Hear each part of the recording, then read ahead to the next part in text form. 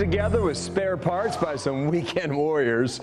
They're a little more than weekend warriors over the years, but this story goes back about 10 years. In this case, on the launch pad here, literally we're going to launch this thing down the runway here.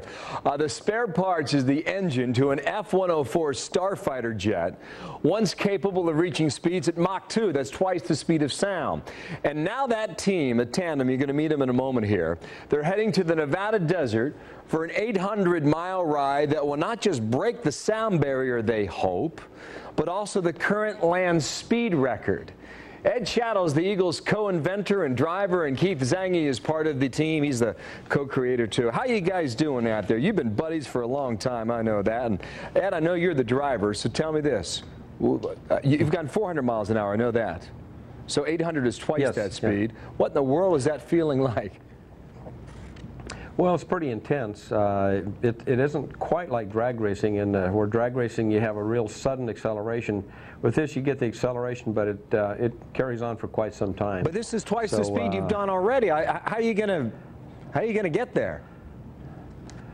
Well, we've been taking this very methodically, in stages. We have actually done 23 test runs up to this point in time.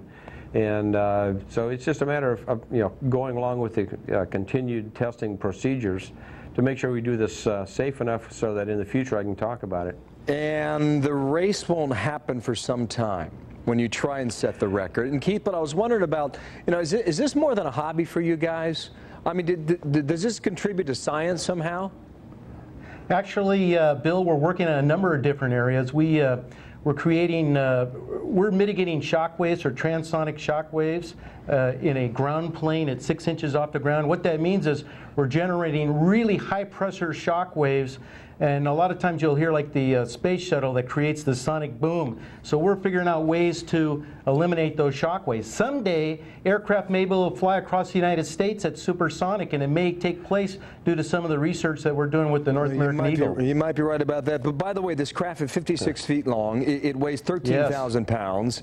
It's powered by a single General Electric gas turbine engine. Boy, that's got some firepower. You have competition, Keith.